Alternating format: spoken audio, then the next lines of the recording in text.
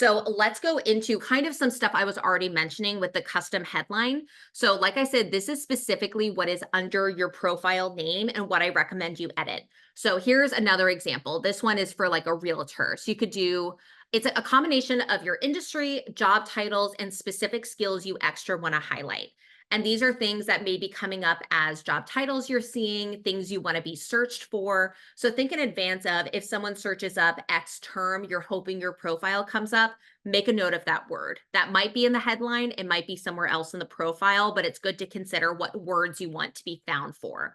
So for realtor, you could do new home buyer expert, realtor, DC, Virginia, Maryland, investment property pro, negotiating master. So that's just an example for that. As you can see, mine was, sorry, clicking out of that. So mine specifically is program management, learning and development, career counselor, and training expert. And I am consistently found for those positions. In addition, I have other things related to those, but that's an example of mine. You can do, I would say, up to 4. After that, it looks a little messy. I usually recommend doing like keywords, 1 or 2 words, but you could do a phrase if it works well for your specific situation. So I'm happy to discuss that offline if someone's like, I have a really specific example and I'm not sure if it works. I just use that line tool in between. It's just on your keyboard shift, and then instead of the backward slash, it will do the straight up line. I think that looks really clean. So that's the first one, is that's going to be really helpful just for your profile to be visible. The next is a unique cover photo and public contact info. Cover photos are entirely optional. You're going to see a lot of people don't have one, but I personally think it makes a more complete looking profile because it's not just that weird gray picture of like, sorry, there's nothing here. So either it can be like your location, it could be a picture of the National Mall, it could be something like that. I like to create custom ones on Canva. They have a specific template. Canva is a free website. That's actually where I made this presentation, where they have banners already made that are the exact size for LinkedIn and a bunch of free templates that you can just plug and play your information, your name, your contact info. So I'll show you mine in a minute, but that's one way you can customize your profile, is with some keywords, another professional photo of you, a picture of you in action, like at a construction site or doing a presentation, something along those lines. Or it could just be, like I said, picture of the National Mall, a picture of like data, kind of like a visual of that if you're into data science or something along those lines. So it doesn't need to be crazy, but I do think it looks classy. And then contact information, that's just making sure your email is accessible. If you have any additional websites outside of LinkedIn, you can contact it there. Phone number, entirely up to you. I don't think I personally have mine on there, just because I think that's an easy one to kind of get scammer people getting your phone number, but entirely up to you. Oh, okay. Question for contact info. Do you recommend personal email or professional if you're open to work? I usually recommend personal, just so that whatever email they're communicating with, it won't end if you end up leaving that job. So instead of like Laura Kepsel at sensio.edu or something, it would be Laura C. Kepsel at gmail.com. It just makes it more consistent when you're reaching back out. So that is my recommendation. But good question, Elizabeth. Okay, so that's cover photo, contact information. The next is the about section. This is the one that admittedly takes the longest because it kind of feels like a cover letter, but I promise there is a reason why I'm asking you to do it. It is the best place to put soft skills, a little more explanation behind who you are. And a lot of times people are finding your profile before you've ever spoken to them. So this is kind of their first introduction of you. So I usually recommend doing a hook first, because you can only see the first 2 or 3 lines of the about section before you click show more. So you want to make it something people want to read. Then more info about you and your background, a call to action, like, do you think I could be helpful to you and your organization? Let's get in touch. And then list your email again, because like I said, want to be as contactable as possible. So a hook could be either like a really interesting data point, like 53% of people are dealing with this. Or it could be like, I have been a mathematician since the age of 4. I know that sounds crazy, but I've always been good with numbers. So something fun. It doesn't need to be crazy. I'll show you mine in a moment, but that is usually what I recommend for the about section. It can be a couple paragraphs. It could be like 1 paragraph. I recommend, if you're open to work, that you list some job titles of interest, locations, and if there's any soft skills like I have been called the best manager anyone has ever had by 5 different people. Or like I have been able to increase efficiency by 200% within my first year at this job, or something along those lines, some big points that you may want to highlight, like special accomplishments. So that's the about section. Great place to, again, litter it with keywords, skills, job specifics. Then the experience section. So this is the one where you just want to make sure, one, it is up to date. Two, that you're including some bullet points or at least info about each job. It can be a combo of paragraphs and bullet points. Just make sure the format is consistent, kind of like a resume. And this is a great place where if you've had to cut anything from your resume because there's no room or it's older jobs, the LinkedIn is almost like your master resume. You can list everything. You also can add media that shows specific things you've done at your job, like either articles you've written, pictures of you at events, graphics you've designed, websites just to the company. So it's more interactive, kind of like an online portfolio. So I think that's just kind of adding to it a little bit. So, and now you can also link skills specifically to that job. So if you are skilled in SQL and project management tools, you can link those to the job. So that way they look under it and they say, oh, they have these 2 skills there.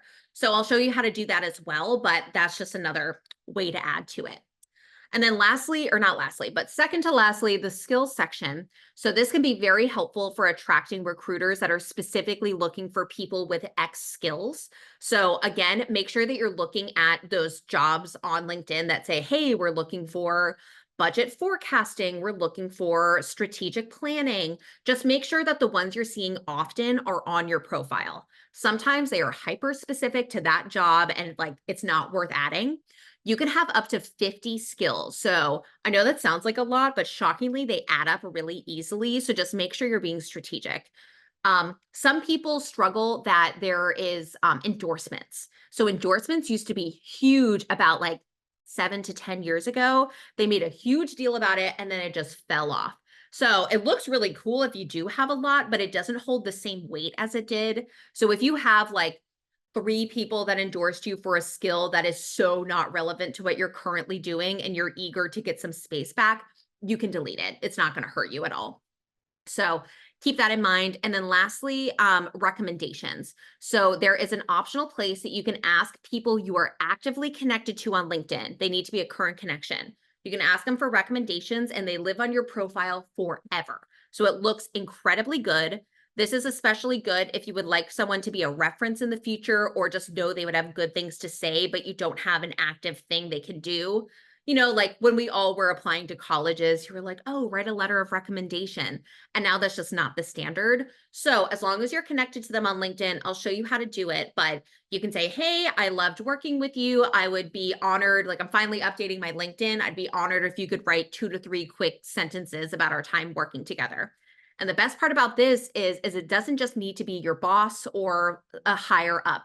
It could be current or previous clients, business partners, coworkers, mentors, classmates. It could be anyone. So it allows you to get more feedback too, especially from people that you can't use as a reference in job applications. Use them for recommendations. It just looks excellent on your profile.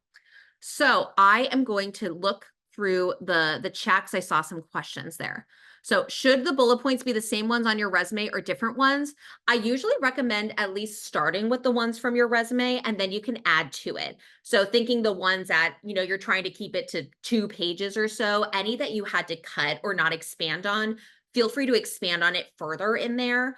And you can even highlight more extensively like a specific project you're proud of or accomplishments. So I would say start with the resume bullet points, then add to it a little bit for anything you had to cut. Walter, a resume counselor advised you to keep older jobs off LinkedIn profile as to not make yourself look like an older candidate. That is a really good point as well. I think it depends on the types of jobs you're looking for and if you're considering that like senior executive title or if you're also looking slightly lower. If you're looking slightly lower, like you're considering senior manager and like director or something where it's slightly lower, then I would say if there's any jobs that are for sure off your LinkedIn or for sure off your resume and not relevant, you can consider cutting them. Anything from, I would say, like 15 years back, if it's not super relevant, you can cut it off.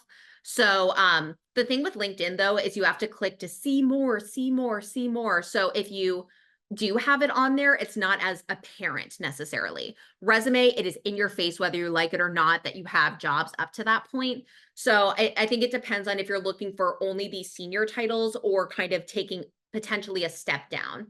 Taking a step down, I would consider which ones you may want to cut from the bottom as long as they're not relevant. So that's an excellent question. It's kind of situational. Not ideal, but I think that was a really good question, Walter. Okay. How do you clean up skills when someone has endorsed you? Can you merge some? That's the problem is you can't really merge them. So if you have two that are similar and one has slightly more endorsements, I would just delete the other one, keep the one with slightly more endorsements. But like I'm telling you, they do not really hold as much weight as you would think unless there's like 30 plus people that endorse you. So just keep that in mind that it's not as relevant. I would say that you can cut some older skills where it's more like non-technical, maybe something like I'm trying to think of a specific example. I'm blanking on a specific example, but if it's something where it's now done almost entirely technically, like it's nice that you know how to do it, but it's not as relevant, I would cut that. Or like a technology that has now been purchased by someone else and no one knows what it is, you can delete that one and like add the newer one. So that is a really good question. I think I would go through and see any that you absolutely don't use, keep it for then. As you're going through, continue to add more skills. And once you get to the point that you're like, oh, I'm almost at 50, then go through again and just double check, like, oh, are there any low hanging fruit that I can just cut? Like, I don't need this skill. Or that you feel like you have something that's similar enough that it won't matter if it's cut. So that is a great question. And when does a recommendation get old? Honestly, I think never. Like it lists when you got them, but they kind of live on. It just stays on your profile. So I don't think there's kind of an expiration there. You can keep them forever. Jody laid off in August, been serving or surviving off a side gig, nothing to do with professional experience. I have a 9-month gap in experience now. Is this a negative? That is an amazing question, Jody. And partially it is kind of situational.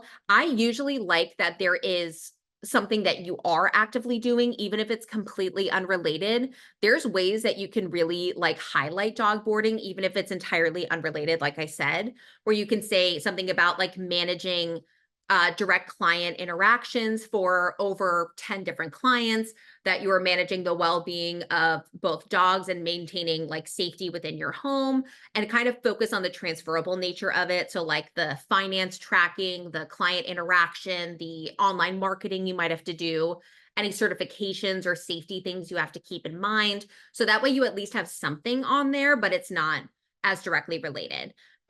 So there's ways to kind of design it. It's not a huge negative having a 9-month gap, but if you're nervous, I would see if you can add it to LinkedIn/resume. And you also can label it as like an independent contractor. There's kind of no rules when it comes to that. So you can label it whatever seems best for that situation. So that's a really good question, Jody. And is there ever too many recommendations? No, I do not think so. I think the more the better. You know, it's never bad to have people say awesome things about you.